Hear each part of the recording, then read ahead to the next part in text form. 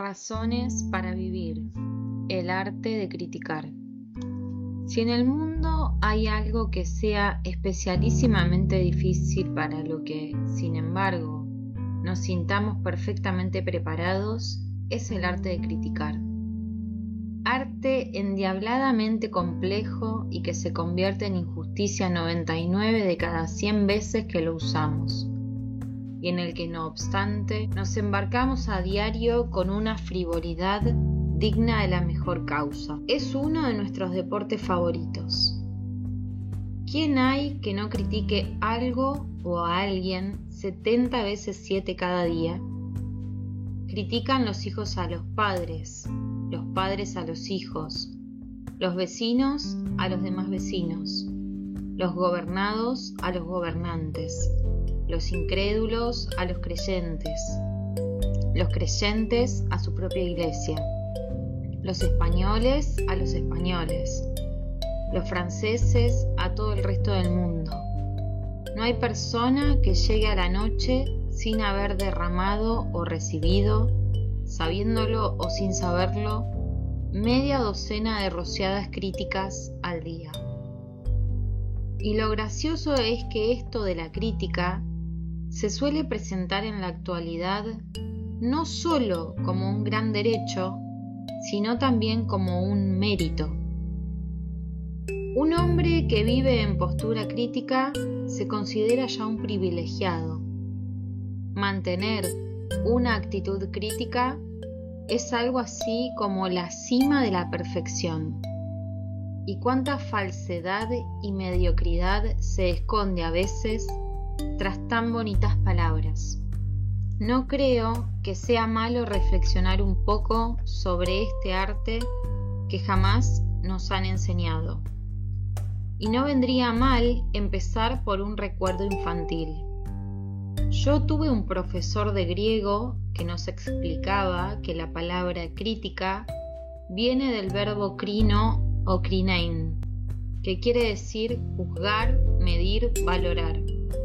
Y nos recordaba que de esa misma raíz, cri, vienen crisol y acrisolar, es decir, filtrar impurezas. Y vienen también palabras tan dispares como crisis, criterio e incluso hipocresía, desempeñar un papel teatral literariamente. Pero nuestro profesor insistía en que, por tanto, crítica no es, como suele pensarse, solo decir las cosas malas de lo juzgado, sino medir, valorar cuánto tiene de bueno y de malo. Por lo que una crítica que solo subraya lo negativo no es ya una crítica, sino algo muy diferente.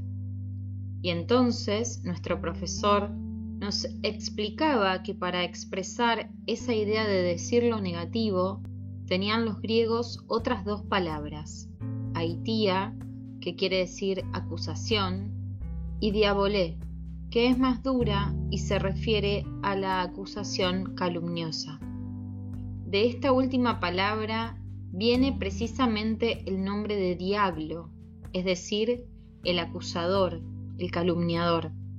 No he olvidado nunca la explicación de mi profesor de griego. Muchos que se creen críticos son simplemente diablos. Muchos que creen ejercer esa nobilísima tarea que es criticar, separar el grano de la paja para guardar el grano, lo que en realidad hacen es acusar, calumniar, diabolizar, es decir, destruir. El crítico, en cambio, es el que juzga porque ama aquello que está criticando y porque quiere ayudar a mejorar. Critica para empujar hacia arriba, no goza criticando. Sabe que al criticar, él también se embarca en aquello que critica, porque también él fracasa si lo criticado no acaba mejorando. El criticón es todo lo contrario. Goza subrayando los aspectos negativos, y el fracaso de lo criticado lo ve como un éxito propio, como una confirmación de que él tenía razón al criticarlo. Triste personaje el criticón. que empieza por no ser feliz. ¿Conocen ustedes a alguna persona que se pase la vida hablando mal de los demás y que sea al mismo tiempo feliz personalmente? No. El criticón critica precisamente porque él no es feliz y proyecta su amargura sobre el criticado. Lo que realmente no le gusta es su propio corazón y todo su desencanto por sí mismo lo vuelca en cuanto mira. Si una jarra llena de vinagre rebosa, como dice el refrán, rebosará vinagre. Si lo que rebosa es miel, es que está llena de miel. Por eso, porque el criticón no puede aceptar que los demás sean más felices o mejores que él, todo el mundo le parece podrido y se pasa la vida vigilando los posibles y temibles éxitos de los demás. En el fondo, al criticón le disgusta el mundo que le rodea y el que tiene dentro. Pero, como es demasiado orgulloso para reconocer que él tiene parte de culpa de ese mundo molesto, necesita inventarse culpables. Y los encuentra en todos los que le rodean. Como él está seguro de tener la verdad absoluta, se sube en la peana de esa verdad y se dedica a demostrar a todo el mundo que él tiene razón. ¿Cómo entonces podrían tenerla los demás? Pero ahora debemos aterrizar un poco más y señalar cuándo y cómo se debe hacer la crítica. Y las leyes fundamentales me parecen las siguientes. La primera es que no tiene derecho a criticar el que no elogia habitualmente. Un padre que jamás elogia las cosas que su hijo hace bien, y todo el mundo hace muchas cosas bien, ¿qué derecho tendría a reñirle cuando se equivoca? Un jefe que jamás estimula a sus colaboradores, ¿no se despoja de razón para criticar cuando estos fallan? El que en política jamás encuentra nada válido en sus gobernantes, ¿no demuestra en sus críticas que es un neurótico o tiene gafas políticas para criticarles? La crítica verdaderamente valiosa es la que quien, estando en principio siempre dispuesto al elogio, se ve, en algún caso, obligado a criticar. La segunda ley podría ser esta: no se debe criticar nada que no se ame.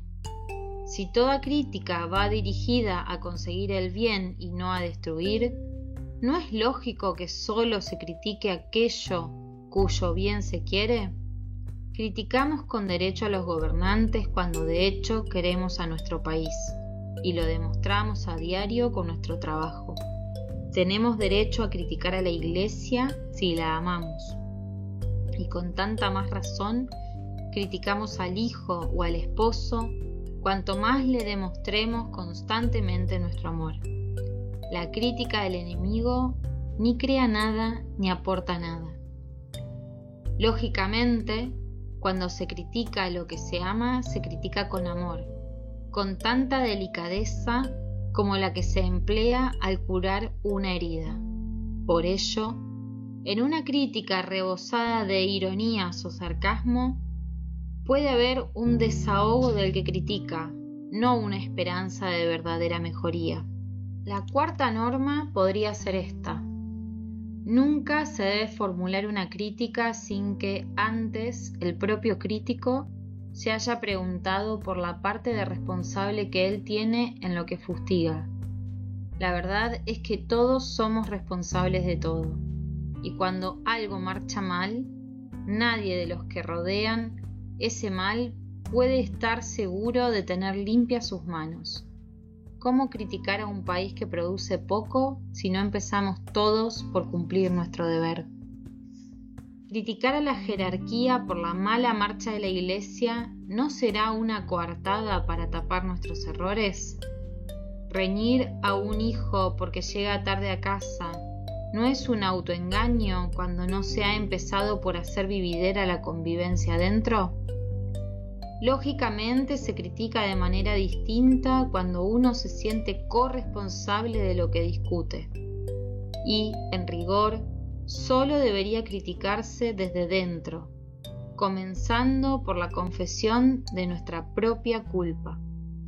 El criticado entenderá mucho mejor su error si empezamos a compartir con él el nuestro, porque no entenderá la crítica como una agresión hecha desde fuera, sino como una colaboración practicada desde dentro del corazón. Y ahora quisiera concretar las pequeñas leyes que son decisivas en el arte de criticar. Lo hago siguiendo las que seguía López Caballero. Podrían ser las siguientes. La crítica ha de hacerse siempre cara a cara. No hay nada más sucio, más triste que la denuncia anónima. El que tira la piedra y esconde la mano solo demuestra que su corazón está podrido y carece de todo derecho a criticar. La crítica ha de hacerse a la persona interesada y en privado, salvo en la crítica pública a las cosas públicas. Una crítica a un hijo o a un amigo en público es siempre rigurosamente contraproducente. Nunca se debe criticar comparando con otras personas. Decirle a un hijo aprende de tu primo o de fulanito es olvidar que cada persona es cada persona. Se deben criticar los hechos, jamás las intenciones. El que ama debe partir siempre de la buena voluntad de aquellos a quienes ama. La crítica debe ser específica, no generalizadora, objetiva, no exagerada. Cualquier exageración en la crítica le hace perder toda su eficacia. Evitar las palabras siempre, nunca. Nadie es siempre malo. Hay que criticar una sola cosa cada vez. Si al criticar soltamos todos los rencorcillos que hemos ido acumulando durante meses, lo que conseguiremos es discutir y no curar. No se deben, en principio, repetir las críticas una vez formuladas. Las repeticiones y el machaconeo las vuelven ineficaces. Hay que saber elegir bien el momento para criticar. En principio, lo ideal es hacerlo apenas se ha producido el hecho criticable. Pero todo depende de que nosotros estemos tranquilos para criticar y el criticado lo esté para escuchar. Si uno de los dos está nervioso, lo más probable es que agrandemos la herida en lugar de curarla. Nunca se debe criticar lo que no se ha comprobado bien. Criticar sobre rumores, sobre sospechas, es predisponerse a ser injusto. Antes de criticar, hay que ponerse en las circunstancias del criticado, como dice un viejo proverbio: Dios me libre de juzgar a mi hermano. Razones para vivir. El arte de criticar.